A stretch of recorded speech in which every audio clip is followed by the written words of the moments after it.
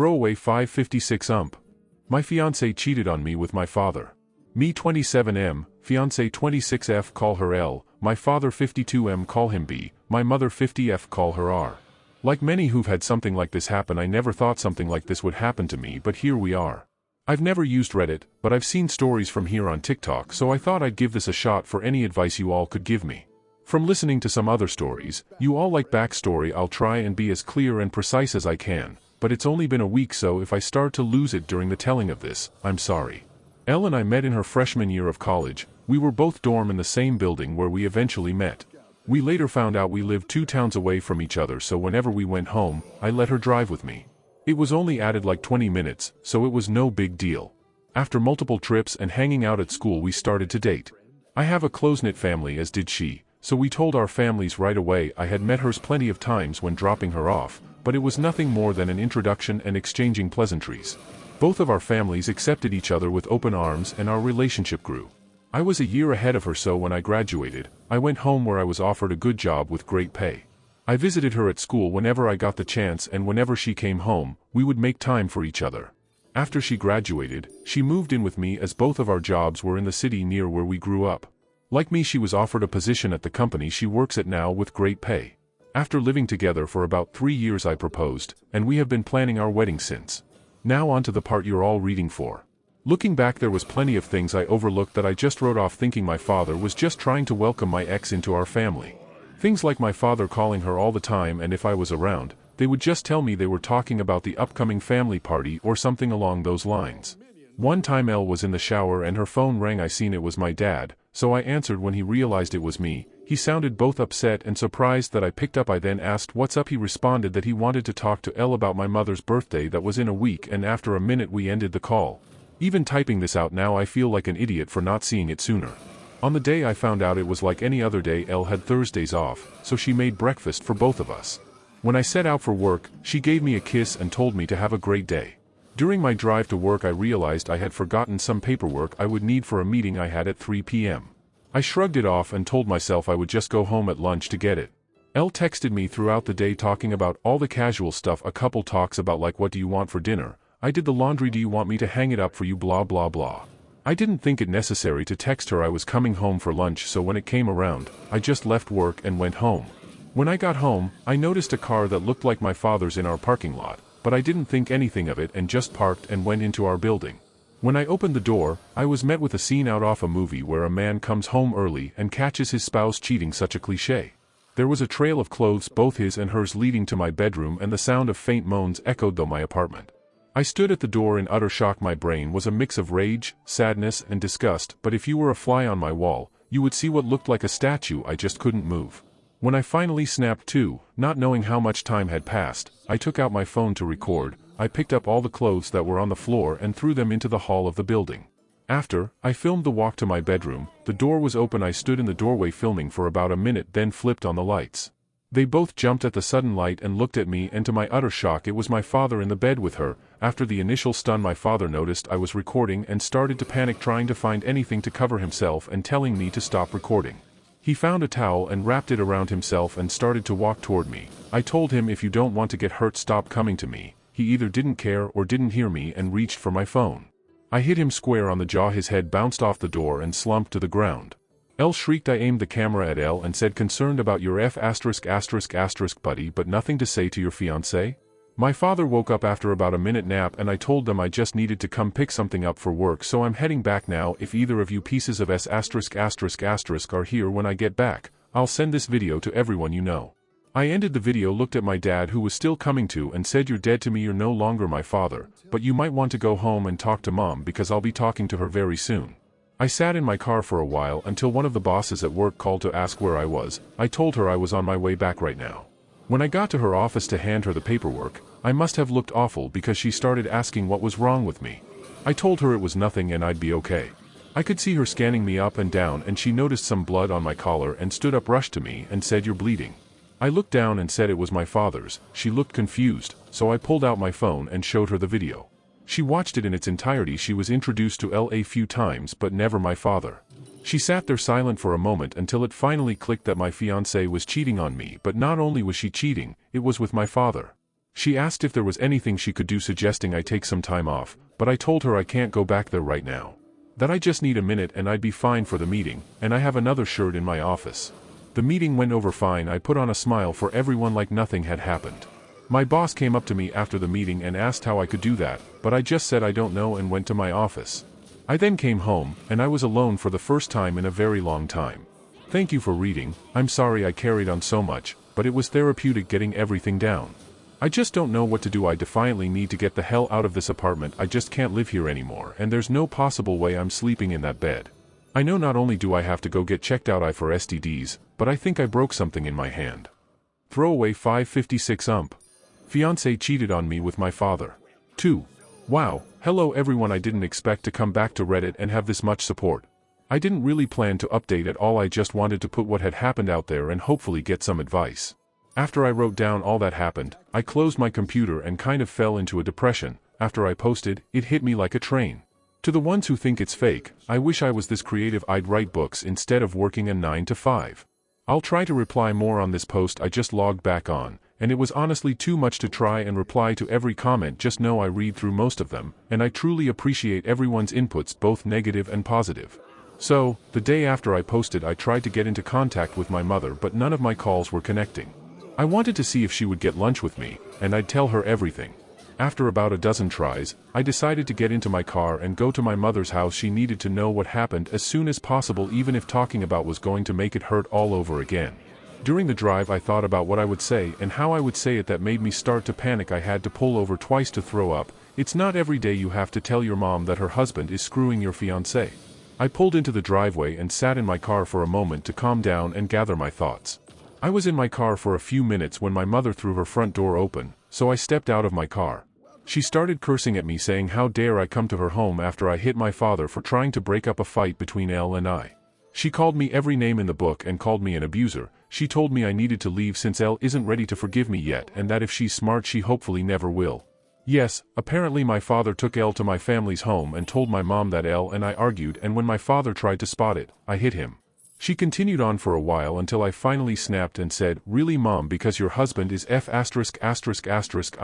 fiancé, that's why I hit him, and if you can't take my word for it, I have a video, I'll send it to you, but because my own mother can talk to me like this, don't expect to see me again. I don't want to hear your apology when you finally figure out that you're just as shit of a mom as my piece of shit father."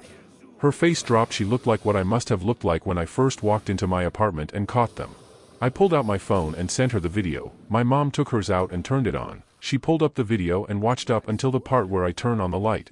She then put her phone down. She looked up at me, but I turned and went into my car. I backed out of her driveway. I looked at her before I took off and she was in tears. My heart felt for her, but too much was said during that fight for me to pull back in and forgive her. When I got home, I started clearing everything out of my apartment that had to do with Elle or my family. I boxed all of Elle's things up and put them next to the front door. Legally, this has been her place of residence, so I can't technically kick her out.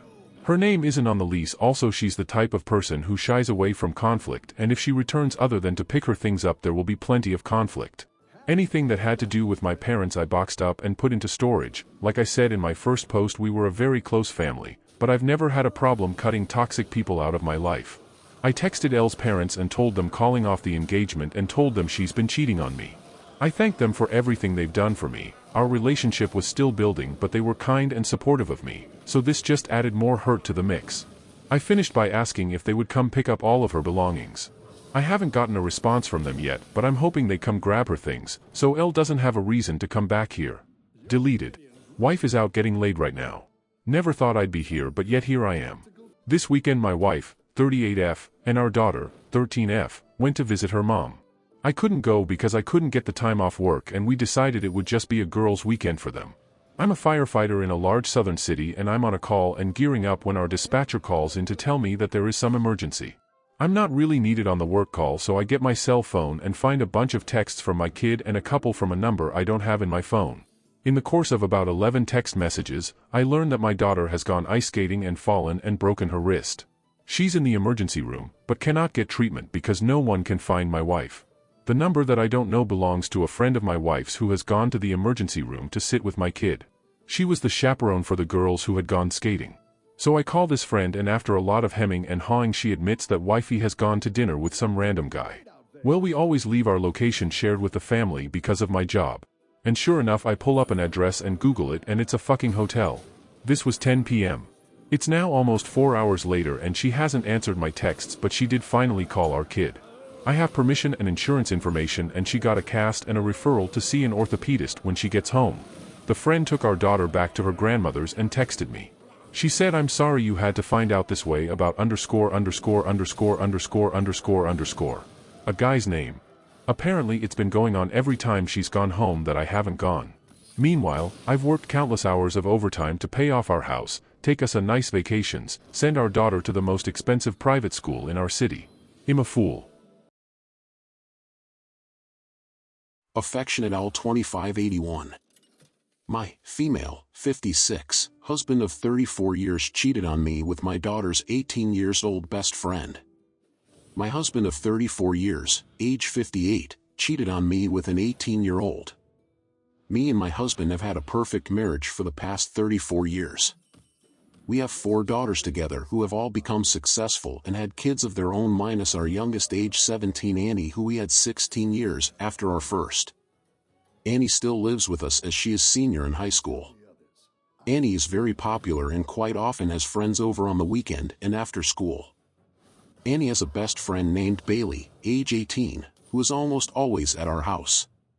Bailey has formed a very good relationship with my husband and I. She comes to church with us most Sunday mornings, and often comes to family gatherings. About a month ago, I started realizing Bailey and my husband would often watch movies together on the weekends after Annie fell asleep. I didn't think much of it in the beginning, but grew more uncomfortable with it as it continued almost every weekend for over a month. I even walked into the living room to see my husband cuddling with my daughter's friend on my couch. 2 days ago, I asked Annie about the situation and found out Annie had no clue this was going on and said she was going to express to Bailey how uncomfortable she felt about the situation. Annie also informed me of a situation Bailey had with another one of my daughter's friend's dad, where she would get him alone and talk badly about his wife to try and trick him into sleeping with her. Today I got up the courage to go through my husband's phone. I know it's an invasion of privacy, but a woman's intuition is never wrong. The first thing I checked was his messages. I found a contact with Bailey's name and clicked on the messages. When I looked at the messages, all I saw was a message from my husband that said, "I can't wait to do it again next weekend," with a winking emoji. The response from Bailey read, "I can't wait till you're out of that place and we can do it every day." I haven't said anything to husband or daughter about this yet. 1. Because I don't want to jump to conclusions and ruin the past 34 years of marriage with my husband, and 2. Ruin my daughter's friendship and reputation at school. I want to confront my husband, but I also don't want to ruin my daughter's life. What should I do? Lower ad 8183. Caught him cheating, and I don't care. What's wrong? I've been with my husband for 8 years. Married too. It's been rocky. I feel like I've grown so much and he hasn't. I feel like I beg for the bare minimum. Like even cuddling and watching a movie is too much and I'm nagging. Well, today I found out he's cheating with a coworker. Explains everything. He has cheated in the past and I would get so sick, my stomach would drop, I would just feel so uneasy. But today, nothing changed. The world didn't slow down, I didn't cry, no stomach dropping. I just did not care at all. I'm watching him freak out and I didn't feel a thing. I thought I should after 8 years, but I feel like this is my way out. I'm actually excited. Please tell me this is normal or you felt it. Like, yeah, it sucks we're breaking up a family, but it feels like freedom. Roxbay 11. My best friend cheated on her boyfriend. I'm going to make this short. So, I 24F and my husband, 27M, just caught my best friend F25 in a restaurant holding hands with another guy. They were giving kisses to each other. I was surprised because she was the one that always told me it's best to always stay loyal in relationships, but where's her loyalty?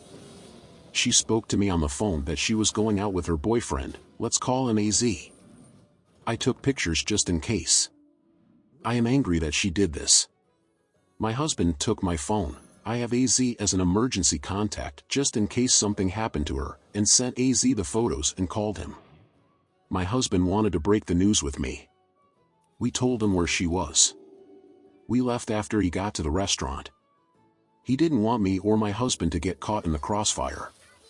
I got a text saying that AZ had broken up with her. I told her I sent the photos and I'm not her friend anymore. I blocked her on everything. I feel like a crappy friend, but a good person. AZ texted and thanked me and my husband for letting him know, cause now he can save the engagement ring he bought for the next girl. I basically saved him from a hellish situation. Chocolate 99. Wife cheated with coworker. My wife, 42, and I'm 44, have been married for 19 years. We have been together for 25 years. We have 3 great kids under the age of 14. In 2015 she lost her mother to cancer, and in 2016 her father to cancer. This sends her into a deep depression. For the following 2 years I took care of the kids while she worked. Dead bedroom starts during this time. Nothing makes her happy. Now because she doesn't talk to me I start playing video games when the kids go to bed.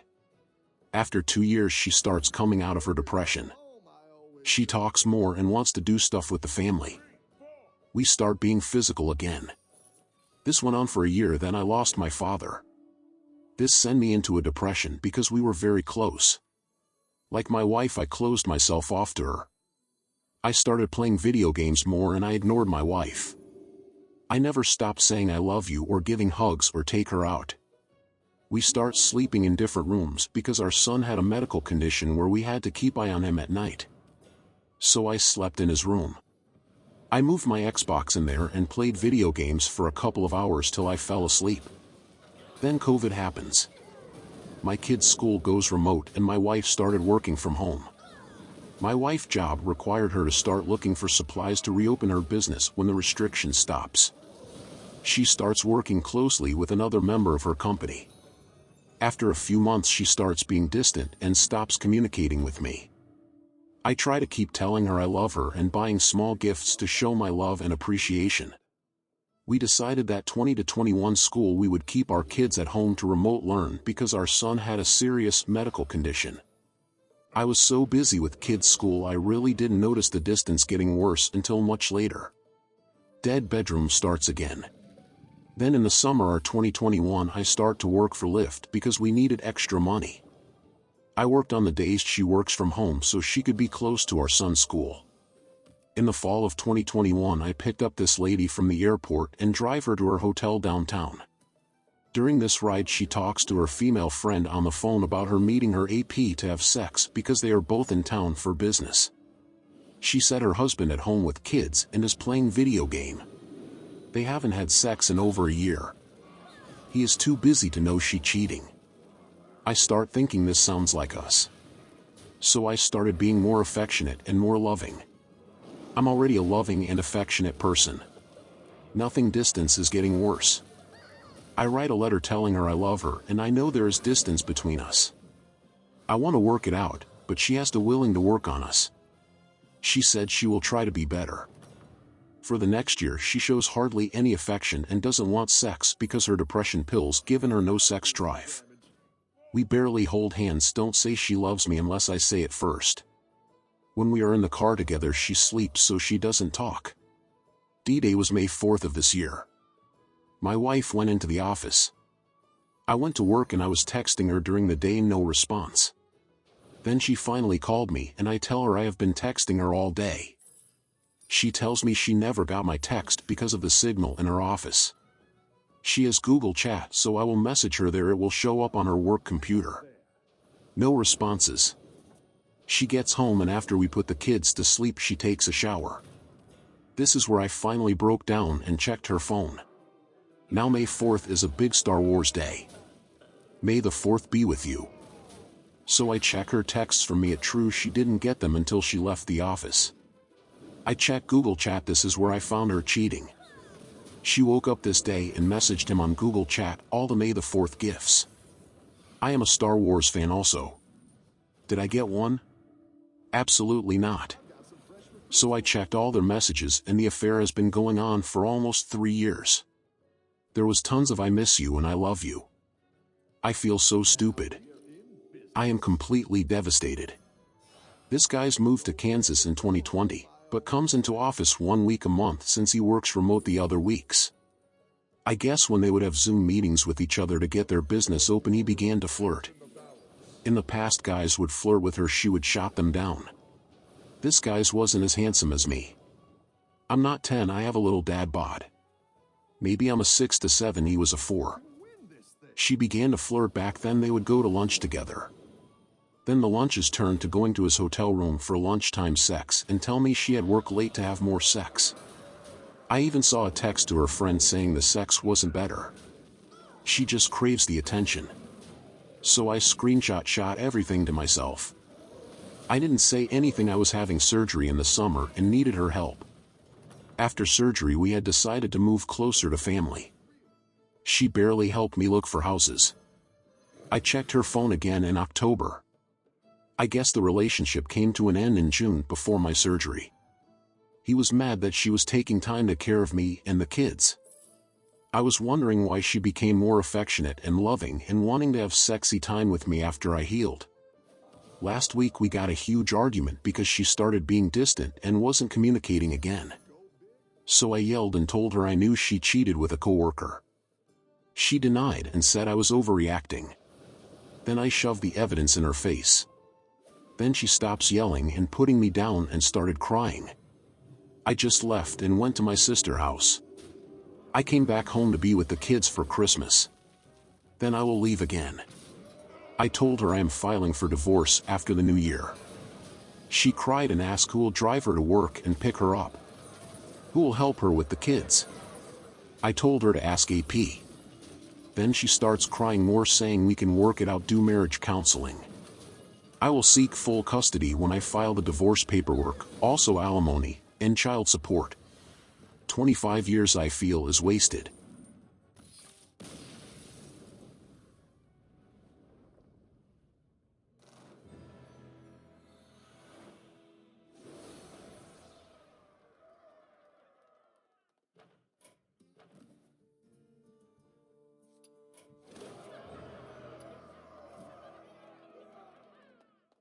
Proctor with. Wife cheated in front of our son. My soon-to-be ex-wife and I are both 26, and we have a 5-year-old son and 10-month-old girl together. I work as one of the managers at an IT company whilst she works as a receptionist at a hospital. She hasn't been working much due to pregnancy and maternity leave. I'm quite an outgoing person, whereas she is quite introverted and only really enjoys spending time with close family members, her family plus me and the children, and friends she's known since childhood. On Saturday, July 1st, 2023, an ex-employee from my place of work, age 23, came to my house thinking I would be around because he knows I don't work on Saturdays. He wanted to give me important documents that I had left at his house the previous day when we were discussing work-related matters. My wife opened the door and didn't know who he was, so he explained himself that he works for me, and then she allowed him inside and offered him coffee whilst he waits for me. I was at my parents' house 5 miles away. This is what happened next. According to this ex-employee, as best I can remembering him saying over the phone 2 days ago, our conversation. Employee: do you know about me and your wife? Me: what do you mean? Explain. Employee: remember that day last month when you weren't home and I came to drop off documents, and sorry because I should have called you beforehand? Me: yes, so what? Employee: after your wife invited me in and offered to make coffee, we began to talk and quickly bonded over literature. She was very friendly, and I know what I'm about to tell you was very wrong of me to do, but we started kissing, and your son, who came into the living room at that moment, then asked who I was, and she told him not to worry, that he should just go watch TV. We then went upstairs and, slept together. Me: are you joking? Because if you're just trying to cause trouble, don't. Employee: no, it's not a lie. I just thought I would tell you because that little boy saw his mother with someone else, in years down the line, if you ever did find out, I wouldn't want you to think that I scared a little boy without caring. Remember that your wife is the married one, not me. I didn't force her. Me: I don't believe you at all. Employee: that is why I resigned, July 7th, because I didn't know whether you knew or not and would rather resign than have a sacking on my record. Me: I'll ask her, and if true, I'll deal with you appropriately. Employee: Okay, but like I said, I didn't force her, not did I do anything illegal. You won't hear from me again, sorry. I was livid with anger and hurt at the same time. This is an employee who only started working for me in May, and I'm certain she never even knew he existed up until that day. I asked her who denied it at first, but then owned up to what happened after she realized the severity of the situation, including the employee quitting. She said she is very sorry and doesn't know what came over her. I then said, apparently our son saw you, and then she began crying.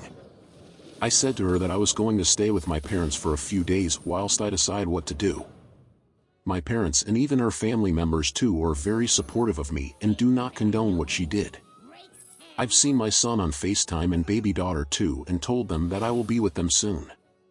I've decided that there is no coming back from this and will definitely get a divorce from my wife, but the only issue is custody and finances. I don't want to be like the many men who get a divorce due to the fault of their wives only to lose the house and only see the kids on the weekends. How do I go about this to ensure I don't lose the house and that I see my kids as equally if not more than her? I live in England, BTW. Mariah's 38. My 38F confession couldn't have gone any worse. So to recap, I, 38F, had an affair with my coworker, 44M, after having a dead bedroom with my husband, 42M. This had been going on for about 4 years. Felt like roommates. No affection, rarely sex, and it was just about him getting off. I cried, begged for him to come to counseling and tried fixing it any way I could. He brushed it off. Then I started an affair that's been going on throughout this year. No, I'm not excusing what I've done, just giving context to the road traveled. So I decided to tell my husband. I accepted the fact that my marriage won't improve and that I just have false hope, and it would be best to let him know what I've done and accept that divorce is most likely the next step. I wrote 2 letters. One that would be very detailed and one that would skim over details. I planned on letting him choose which one he wanted as suggested by others.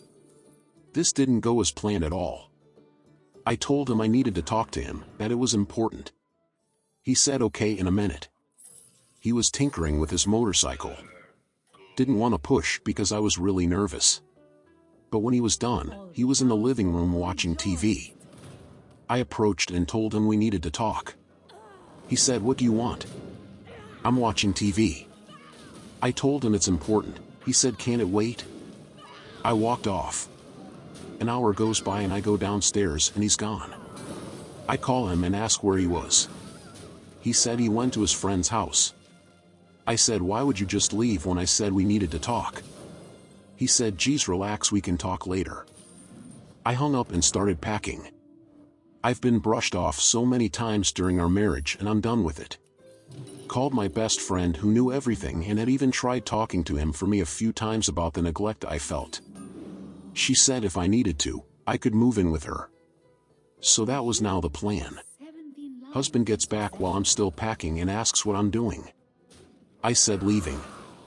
He said, "What the hell is your problem?" This is when I lost it. Again, not saying this is okay. But this shows the amount of anger and resentment that I have. I didn't realize just how much resentment I had built up. I don't yell, but I began yelling at the top of my voice. "Me, I'm fking done. I'm done being your fking roommate. I'm done begging you to show affection. I'm done begging to talk to you. I'm done trying to fix things by myself." Him, "Geez, you're so dramatic. Heaven forbid I can relax for a bit." Me, "All you do is relax. That's fine, don't worry about it. I'm not bugging you anymore." Him, "God, what is it?" Me, "Don't worry about it. You never worried about it. Have laid next to you crying my eyes out begging for you to give a damn, begging you to just hold me, kiss me, hug me, hell FK me consistently. I've begged you to come to counseling or do anything that would show I'm not in this alone." Him, "Oh, here you go, boo-hoo. If you're so unhappy, how about you find someone else to screw around with?" Me, "I have." Him, "What?" Me, "Since January." Him, "Are you serious?" Me, "OH, now you care. Now that someone else has been doing what you were supposed to be doing, now you care. Now boo-hoo, right? The screaming match continued and I showed him the letters that I had wrote but just said bluntly what I had been doing. Again, I never yelled but I lost it. This was years of frustration triggered by being brushed off yet again. My best friend showed up, we were still arguing. Grabbed my bags and left. I was still going off in the car the entire ride. When we got to her place, I fell to my knees and started screaming this isn't what I wanted over and over. Just completely broke. Because this really isn't what I wanted. I was so beyond happy when we got married. We were so in love. I don't know why it changed and at this point it didn't matter. It was dead and I helped kill it. My hope died right then too. People say why don't you just leave? It was hope, as silly as you may think that is. It was hope that things would change. Even when you know it's unrealistic, you make yourself believe that maybe things can get back to where they were. I always felt guilty.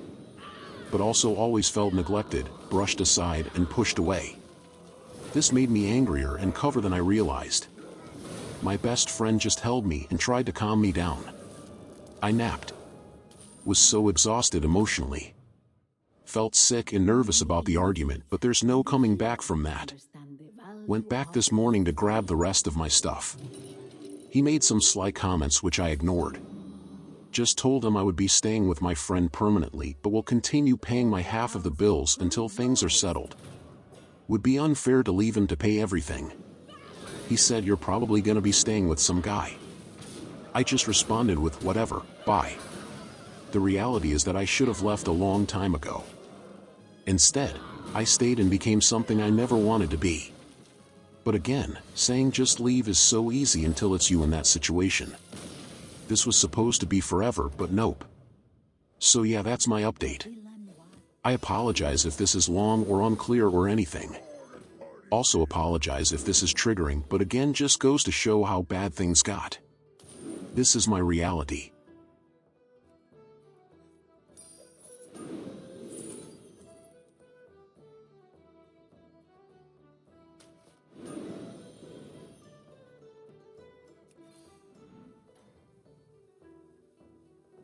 All the townsfolk rejoiced.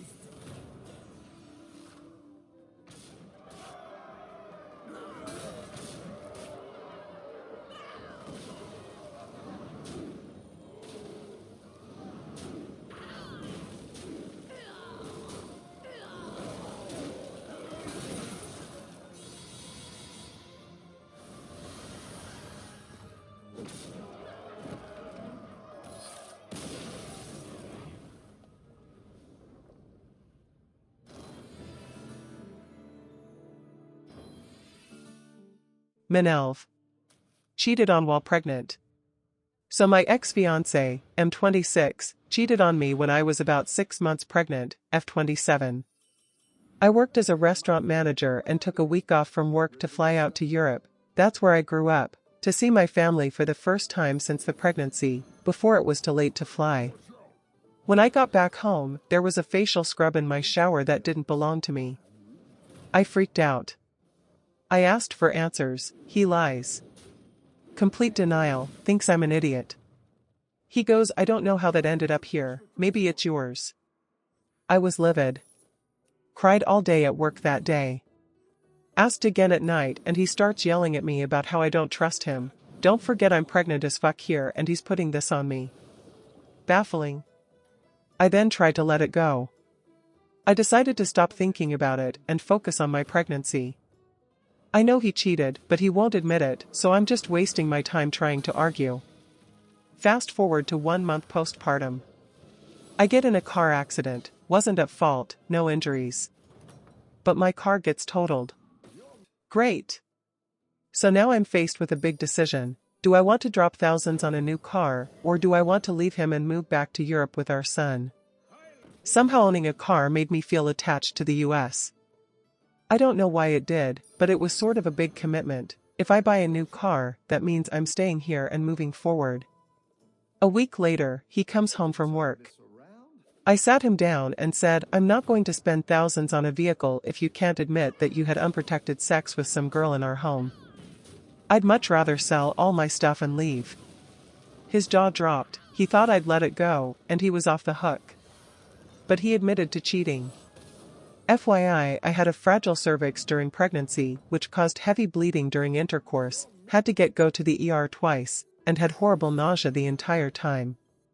So yeah, sex drive wasn't the best, but I still tried. He's my first child, I wasn't going to risk an early labor for some dick. Just jerk off for a bit, don't fuck someone in our home. 3 months later I fly back home and I've been a happy single mother ever since. Best decision I ever made. I'm really proud of myself for leaving. I don't think I deserve to be with someone who would betray me when I need them the most in such a horrible way. I think cheating in your home is 10 times worse. Yes, he is the father of my child and I won't come between them, but I'm glad I left him. He gave me the most beautiful gift anyone has ever given me, but he lost all of my respect after that. Betrayed cake. I think I screwed up, or the cake. I tried posting this in Surviving Infidelity, but the bot didn't like it. Could really use insight. I, 32M, have been married to my wife, 30F, for 5 years, and it feels like in the last year she's become a complete stranger. We were both established when we met, and at first it felt like we shared the same values. I went to a trade school and learned a very technical job. I worked shit entry-level jobs before I proved myself and built a reputation in coding, to the point where my references trumped my education. My wife has a graduate degree and works in a management position. This created a bit of what I thought was friendly tension at the time. Early on, I bitched about middle management. I saw them as roadblocks between me and finishing tasks. My wife saw middle management as necessary for directing personnel and resources. Personally, I was stuck with a bad string of middle managers that thought code developers were modular and replaceable. They set unreasonable deadlines, promised features to clients, and created scope creep. Every time I told her about the next boneheaded thing my manager instituted, she always took his side. Note, she never met him. He sees things you don't, she says. After about a year of dating, I learned to stop telling her about my day at work if it doesn't involve days off or raises. I always felt like she resented the fact I didn't go back to school for a 4-year of graduate degree. She pushed about it early on before marriage, but when I broke down the loans and debt, she dropped it. She was relatively debt-free when we married, as was I. As I said, we were pretty close in earning power as well. About 2 years ago, I started working for a company that had an owner that talked to me directly. He saw value in me and my potential. I now make 50% more than my wife, and my manager is a guy that works well with me. While not a technical lead, he embodies what a Scrum Master should be. I would say he knows how to stay out of my way, but that makes it sound adversarial. He's a great supervisor. The first 4 years of marriage went great, overall. I didn't complain about manager's form work and she didn't push me to dump thousands into a piece of paper in debt. We had fun, went on date nights several times a month, shared hobbies, cooked together, read books together and watched movies together. When the first lockdown hit, we both worked from home. Our house is really nice, with 3 spare bedrooms for if we eventually had kids. One was already converted into an office for me, and when lockdown started, we converted the second one into an office for her. We both telecommuted, but we both had very different philosophies about it. I would get up, make breakfast, shower, shave, dress in a suit, then walk into my home office. I hate suits and ties, by the way. But it does put me in the mental state of okay, this is work time. My wife, however, rolls out of bed, eats breakfast, brushes her teeth, puts on a t-shirt and sweatpants and goes into her office with the iPad to play Candy Crush between emails. I guess I see it as work from home and she sees it as work from home. I digress. It's the weirdest thing how proximity can create distance. She has several meetings a day, and I can tell because she keeps her door wide open and I can hear them. I have 1 meeting a day, a scrum, and it's short. I close my door for mine. 5 months ago she said she felt insulted that I closed my door for the daily scrum. I explained that it's for peace and to keep my mind focused on work. She said she felt like I was hiding something. I tried to keep up our hobbies together, but she brushed it off as we see each other all day as is. I should have pressed, but I didn't. I treated the lockdown as temporary, and maybe I shouldn't have. It got really bad when our company instituted a partial office reopening. She jumped at the chance to be part of the 50% of the company back in a rearranged office to allow social distancing. I don't blame her. I miss working at the office too, but my company hasn't opened up the offices yet, and as long as I have access to my dev environment, it really isn't needed. I think several of her other coworkers got into her head. She would stay after work to hang out with them, have drinks at a coworker's place. I pressed and wanted to know more, but she was secretive and guarded. She became colder and colder too. It felt like I had a roommate and not a wife at that point. Last month, on a weekend, she put her old iPad on the desk and said, "Can you wipe this? I want to gift this to my niece." I shrugged. I often do that sort of thing for the family and didn't think much about it. Off she went to another company gathering and I switched on the iPad. Maybe my wife was becoming so brazen, maybe she thought I wouldn't check it and just do a factory reset. Point is, I checked it and saw her messaging app. Pics, videos, IMs with her boss.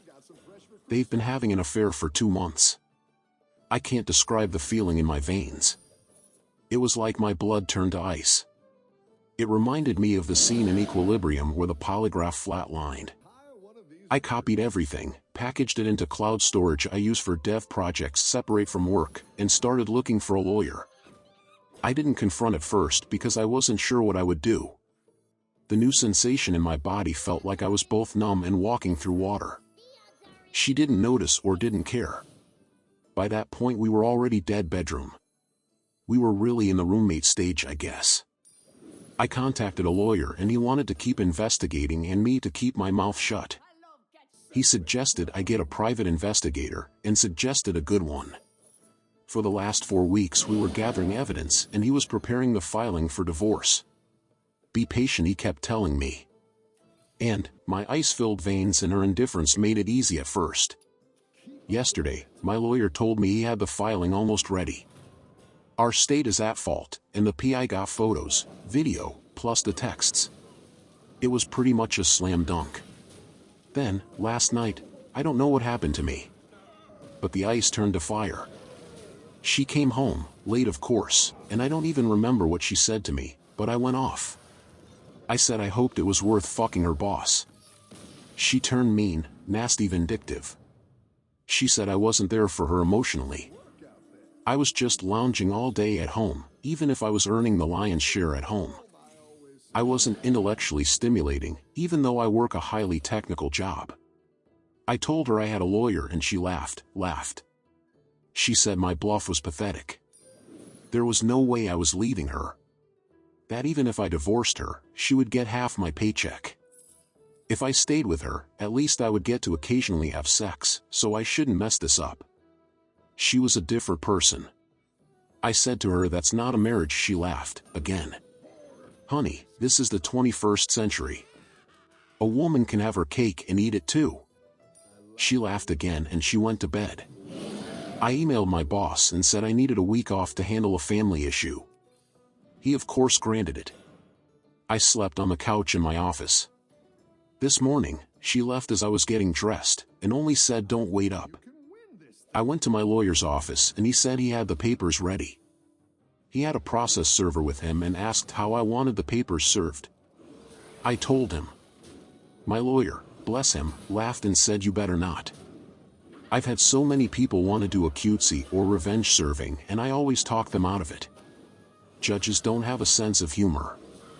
He told me how this could cost me alimony or assets. I didn't care. Her words burned me. I wanted her burned back. The lawyer did his best to keep telling me not to, but he relented when he saw how serious I was about this. The process server, he heard my idea. He laughed as well and said you're my hero. I had to special order something, with a rush cost. Sent the process server to pick it up and deliver that, with the papers, to my wife's work. Process server told me what happened when he was done. He said he had to. He said he showed up at her office with the large box and papers. He found my wife talking and laughing with a group of coworkers and friends and asked her name. She confirmed and asked what it was about. He put the box on a nearby desk and opened it. It was a cake, one that you could get a custom image printed on and frosting. I didn't even know that was a thing until this morning. The image was an image of my wife and her boss in an embrace. Clothed, but obvious what they were doing, with the words "Here's your cake. Eat it," piped in icing above the image. Process server put the papers next to the cake box on the table. "You've been served," he said. What happened next was a loud screech from her. At least 8 people in the office saw the cake.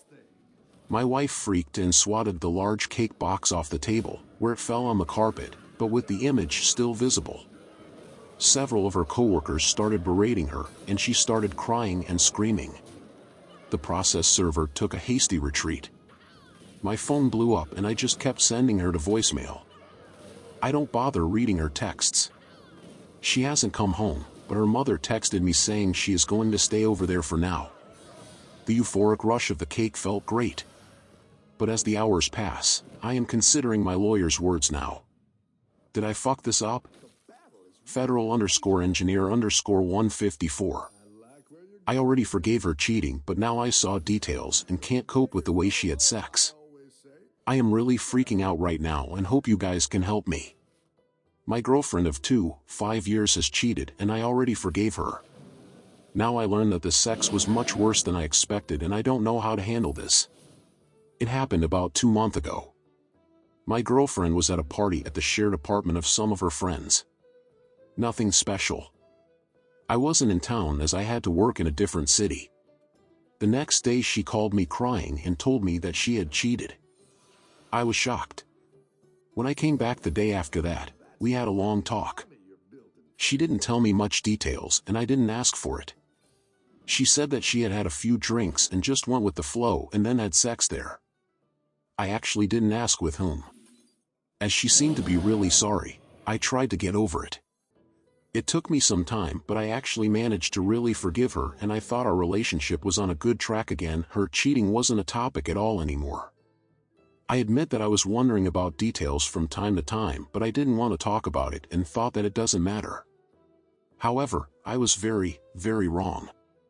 Yesterday I talked to a guy who was there as well and he seemed to be very surprised that I had been able to forgive her. I tried to explain to him that I appreciated her honesty and that she never tried to hide it at all. I wasn't able to understand his confusion until I was finally brave enough to ask about details. I almost blacked out when he told me. To cut a long story short, it wasn't just normal sex with one guy. She apparently slept with at least 3 of them and did things she'd never do with me. I still have no words for it. Actually, I thought he was making this up, but he had proof and I can't get this off my mind now. I don't know how to ever cope with this. I know that I didn't ask for details, but it still feels like she lied to me, even though she technically maybe didn't. I hate that I went through a lot of mental trouble to keep this relationship alive and now have to learn this. I am completely freaking out right now. Switch SC to AUX. Ex-wife cheated 2 years ago, still denies his existence. So I've posted my story about how my ex-wife met a guy through a car club while we were married. She proceeded to have a full affair with him. I figured it out using phone records and GPS in her car and realized she was hiding his existence entirely from me. I waited a few months until the day after we dropped our last child at college, then confronted her. She denied it and I moved out and got divorced. He's younger, so I know she's since been losing weight via Ozempic and posting about her wellness journey since I moved out. Have largely been no contact except for divorce and discussions regarding our children. One of our kids had a graduation last week and we had to attend the same ceremony and celebrations. I vowed to be kind and gray rock her while outwardly posing to be the happy former couple who get along. For some reason we ended up sitting next to each other during the walkthrough ceremony and had an hour to kill before the activities started. She started asking personal questions about my life, which I largely evaded. It's important to note that over Easter break she introduced her affair partner to our children. They told me about him and asked if I knew about him, which I answered yes without providing more information to them. Since we had time to kill, I asked if my ex was happy with her boyfriend. She immediately went into a long denial about their relationship and said he was just a friend. I laughed and pointed out that she had been dating him for more than 2 years at this point, and if I was him I would be pissed at not being called a boyfriend. She started getting emotional and choked up and said she had a lot of regrets about the choices she made and doesn't like how life turned out. I asked her to be specific about what choices she regretted making, but she went quiet. I ended the conversation feeling pity for her.